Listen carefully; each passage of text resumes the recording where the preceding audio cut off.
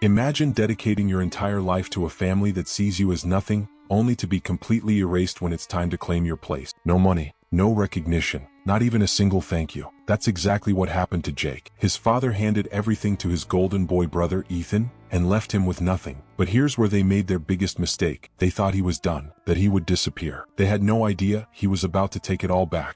Living behind his younger brother, Ethan, Jake had spent his whole life in shadow. Built on decades of power and merciless ambition, their family was among great riches and status. Underneath their well-manicured reputation, though, partiality had corroded the foundation of their house. From the very beginning, Ethan was the chosen one, the golden child who would inherit everything, clearly shown by his father, a cold-blooded businessman. Conversely, Jake was tolerated but never really appreciated. His successes were discounted and his presence hardly noticed. He had been swallowing the bitterness for years, persuaded himself that if he worked hard enough and demonstrated his value, maybe one day his father would view him as something more than a footnote in the family's great past. But it never happened that day. Rather, it all came falling down during the eagerly anticipated inheritance conference, which would decide the fate of the empire their grandpa had created from the bottom up. The study was poorly lit, the air charged with conflict as business partners and extended relatives replaced one another, eyes shining with avarice. The sad reality was exposed to him when the will was being read. Ethan received almost everything: a startling wealth, real estate all throughout the world, total family company management. Jake came away with nothing. Not a money, not a property, not even a token thank you for his years of allegiance. His father hardly turned to face him. His apathy transcended words. Hidden smiles and subdued whispers around the room make it quite evident this had been scheduled long before today. Never had he had a chance. Not every person in the room, though, had deserted him. Silent as the vultures commemorated Ethan's triumph was his grandfather, the only person who had ever considered him as more than just a shadow. The elderly man then reached into his coat pocket and gently, deliberately drew out one packet. He slid the room's silence along the polished wooden table toward Jake.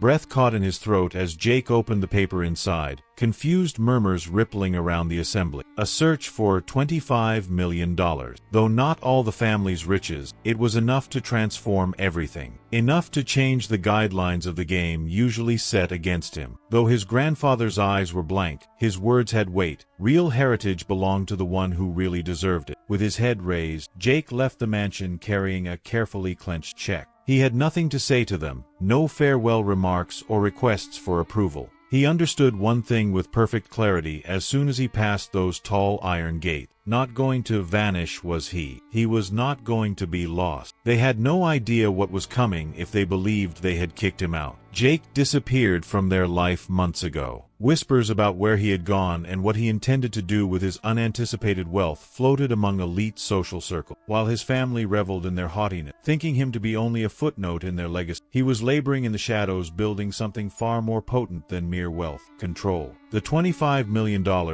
became the basis of an empire. But unlike his brother, Jake showed no enthusiasm for ostentatious shows of authority or careless expenditure. He made exact investment, carefully selecting sectors that would provide him clout. He made relationships with people who had no allegiance to the Kensington name, breaking into fields his family had ignored, and he was busily demolishing it, brick by brick, as his father and Ethan carried on with unbounded confidence. At this point, let me ask you something. If you were in Jake's place, would you have done the same? Would you focus on building power behind the scenes, or would you have confronted them directly? Let me know in the comments. I'm really curious to see how you would play this game of revenge. Originally, it was just little annoyance, a failed merger, an unannounced government inspection, unanticipated difficulties with Ethan's most recent company purchase. They first discounted it as poor luck, but suddenly the losses were intolerable to overlook. Investors started to flee. Whispers of embezzlement, misbehavior inside their own ranks spread like wildfire. Deals formerly locked with a single handshake suddenly fell apart before their eyes. And behind every failed deal and every financial loss was Jake, invisible but relentless. Once the assured heir glowing in the approval of his father,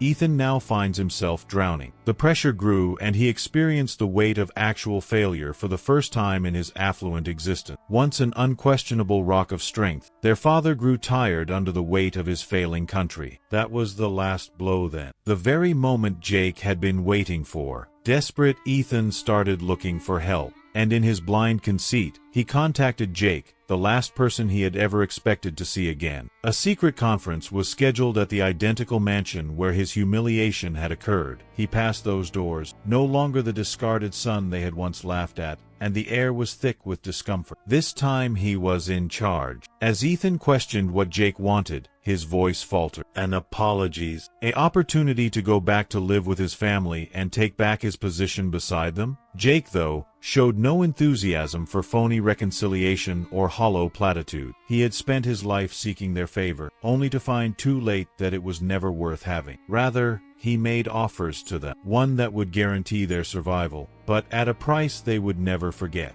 The family company was no more theirs by the time the ink dried on the contract. All of the wealth Ethan had previously flaunted, the empire his father had created, was now under Jake's authority. Robbed of their authority and left with nothing but the rubble of what they had taken for granted, they had been obliged to sell it to him for a fraction of its value. Ethan was left reaching at straws, his once unwavering confidence broken. Once a king among men, their father sat in quiet defeat after learning too late the results of his decision. Their opulent way of life was gone. Once esteemed, their name now suggested failure. Furthermore, Jake, looking down on the family that had never believed in him, he stood at the pinnacle of the empire he had rebuilt from the ruins of their collapse. He had not pursued retribution by wild destruction or wrath. His was a deliberate, gradual deconstructing lesson from which there is no undoing. He could see the awareness in their eyes as they gazed up at him, helpless and damaged. Years of denial had now brought the truth they had rejected right down on them. Real legacy had always belonged to him. Jake had come out on top. From the family who had once thrown him aside, he had stolen everything, and now the Kensington Empire belonged to him alone. Once a powerful patriarch, his father had become invisible, too ashamed to meet the world. The golden son, Ethan, was only a name lost in the corporate sphere. Their riches,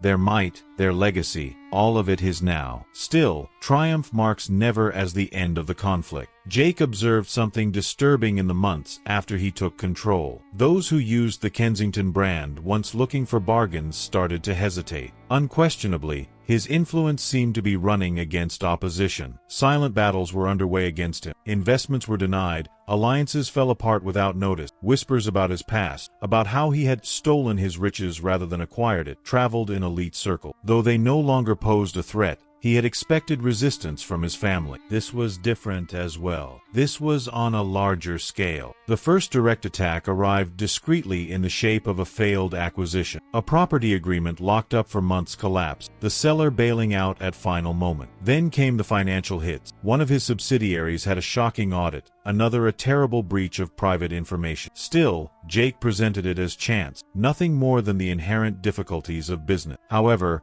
one morning an envelope showed up at his workplace. No reference to a return address. No note. Just one sheet of paper inside bearing a typed message. Your father generated a lot of rivals. They still don't forget. As Jake read the lines, a creeping, frigid terror crept into his bones. He had neglected the enemies his father had created throughout his rule in favor of concentrating on destroying his family. Men who had lost fortunes at the hands of Kensington business methods, fierce rivals, merciless competitors. They had been waiting for the family to weaken, for someone they judged to be susceptible to take over the empire. To them, Jake was an intruder rather than the expected successor, a worthless heir. And they were on their way for him. The first real hit was understated. An old enemy of his father, a competing businessman, started working behind the scenes to discredit Jake in the banking sector. Investors began leaving his enterprises one at a time. The market started moving against him. Deals that had seemed perfect came apart over several days. It was not a matter of chance. This was a group effort. But Jake was no more the desperate,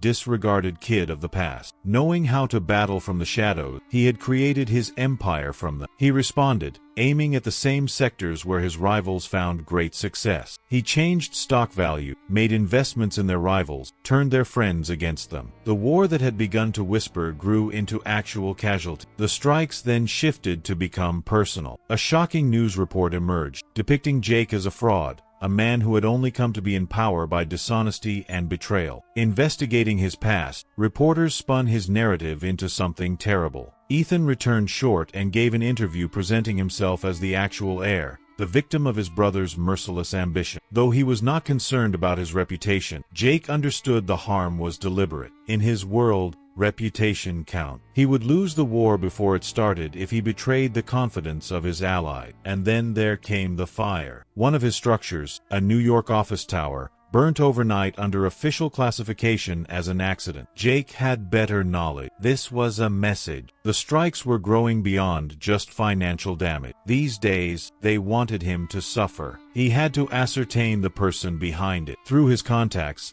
he discovered a shocking reality. This was more than just a collection of resentful businesspeople seeking retribution. It was something more than small. An alliance of people waiting for the Kensington name to be vulnerable. A network of former adversaries, secret alliance. Millions had been lost by some to his father's sale. Others had filed for bankruptcy under pressure. One thing had brought them together: hate of the Kensington Empire. Unknowingly, Jake had entered a conflict that had been developing long before he had gained command. One evening then, he answered a call. Ethan was there. Once haughty and assured, his brother's voice now contained an edge of anxiety. He was not asking for celebration. He was not calling to ask for a pardon. He was warning from a distance. "You're not fighting the same battle anymore," Ethan observed. "This is not about exacting retribution. They want no harm done to you. They want to wipe you off." The line then fell silent. Ethan was also gone the following day. Missing. None at all.